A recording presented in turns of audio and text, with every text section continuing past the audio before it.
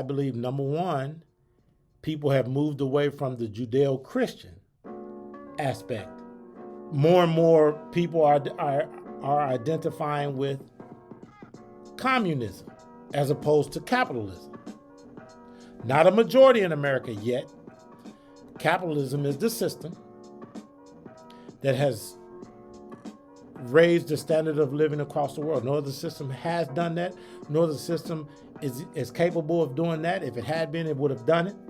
All these other systems have been tried. Only capitalism has given us the Industrial Revolution, the technological revolution, and all these things that has raised the standard of living, life expectancy of the U.S. Constitution.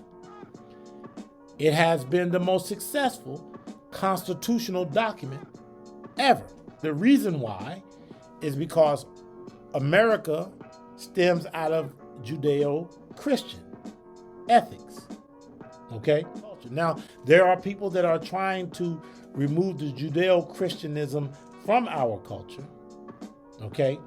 And that's the danger.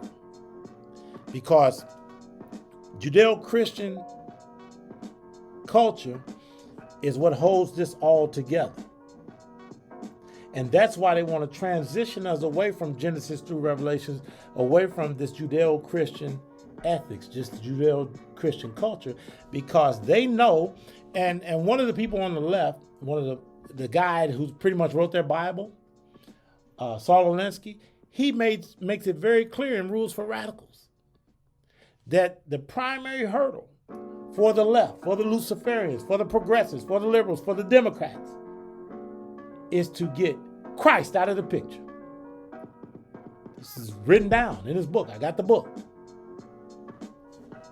So they acknowledge that in order to bring in usher in what they want to usher in, we got to separate them from Christ. They wrote this down because they know better than many of us what it's going to take for them to usurp this culture, this country, this Judeo-Christian society. Okay? So me and David understand, and we talked about this, we have to reintroduce this Judeo-Christian ethics into the minds of these kids. Right? Would you agree? Because first and foremost, that's what's going to save them. And Americans are naturally free-spirited people. Because we grew up identifying everything about freedom. And when I turn 18, I'm free to do what I want. You know what I'm saying? So, but we're getting away from that. People are now wanting to lean on the government. People are now wanting to suck on the government titty. Even so-called college-educated people are, more so than anybody, are talking about how they want to identify with communism, socialism. Why would a free people want to give up freedom and hand it over, turn it over to this government entity?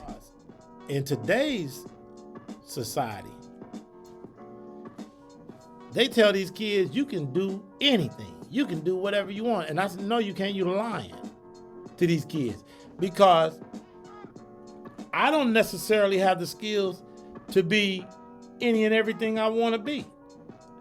So what you're saying is I need to understand what I'm capable of being, and that's going to be broad, and I have to choose from that. Those things that are within my scope. Okay, so stop telling these kids, you can do this, you can do that, you can do that, and get these kids to help them to identify what they are capable of, and that also is related to what they're interested in, because a lot of kids are pushed into stuff that they could care less about. And stop lying to these kids and help these kids find out what their strengths are so that they can do something that's conducive to their attributes. You have a majority black basketball players, a majority of professional and collegiate black basketball players, a majority of professional and collegiate black football players. The reason being is this, purely this. That's where we put our emphasis, okay? You will excel in the areas that you put your emphasis, okay? And I say this,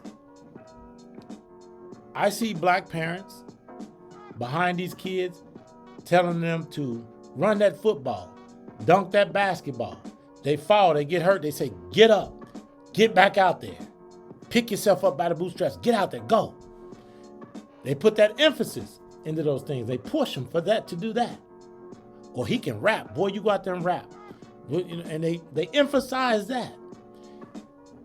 If we put our emphasis in science, mathematics, literature, and things of those nature, then you will find more black boys and girls being successful in the areas of science, mathematics, and literature. So we're basically saying the reason why you don't have X amount of black this or X amount of black that is not because of systemic racism or they won't allow you to do this. You and your parents won't allow you to do this because they don't put emphasis in these other areas. Okay? That's the reason why you see so many Asian kids getting scholarships at Harvard and Yale and the Ivy League is because they put their emphasis in education. It's not because the white folks, white liberals that run the Ivy League schools prefer Asians. The Asians put their emphasis in education and they excel at education in most cases.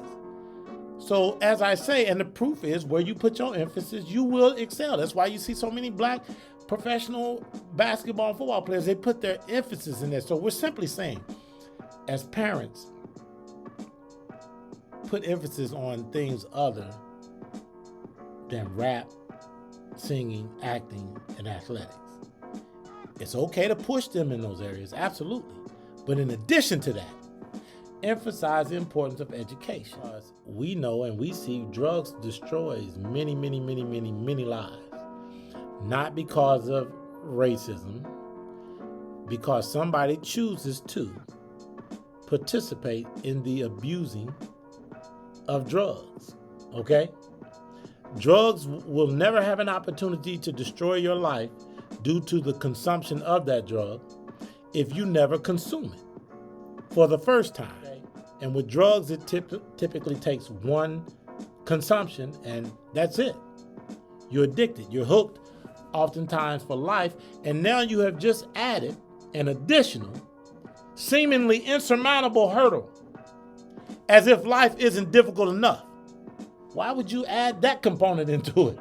So we want to create a state of mind with these kids that says that under no circumstance is it acceptable to even try a drug, okay?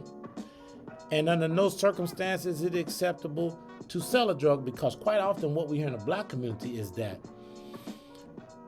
I'm selling these drugs, I gotta survive, I gotta feed my family. Well, that requires a job, okay? Not the selling of a drug. And you Negroes are lying when you say, I'm selling drugs because I gotta survive, I gotta feed my family. No, you're not. No, you're lying. I'm gonna tell you how I know you're lying. Because you can go get a job and survive and feed your family. You're selling drugs because you want to be the man. You want Jordans, you want these cars, you want these rims, you want these radio systems. You want all these flashy things that will attract these females who are attracted to these superficial things. That's why you sell drugs. And to have large sums of cash in your pocket at the expense of the people that you call brother and sister and neighbor. So you're full of shit. And we want to reduce your pipeline by convincing these urban kids across America that is absolutely 100% unacceptable. Those three things, Judeo-Christian, capitalism, and the U.S. Constitution, have caused America to be the most prosperous and successful place on the planet.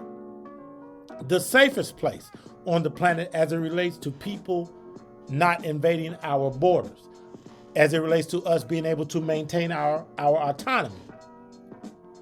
Now, since those three things we know has created the most successful country ever, and nothing will ever surpass it. We're not here to push forward any belief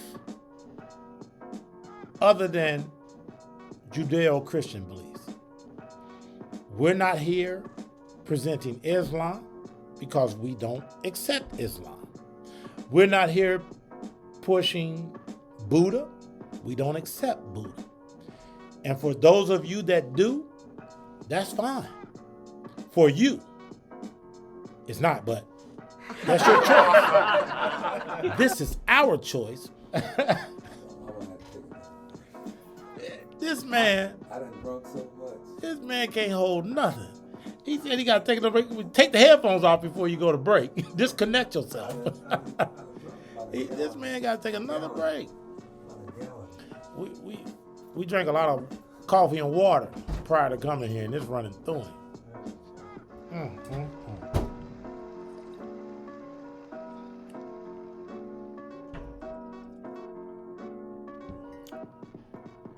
I saw David looking around everywhere, eyes getting all big, and he sees some of the things that I've written out on the board or the boards, and he's probably wondering. Yeah, I'm sure he has a lot of questions. I'm trying to give this man an opportunity to ask me about some of the things that he can see in here. And I know he wants to ask me. But the question is, will he ask me? Because to be brutally honest, if you walk in here and you're not in line with where I'm coming from,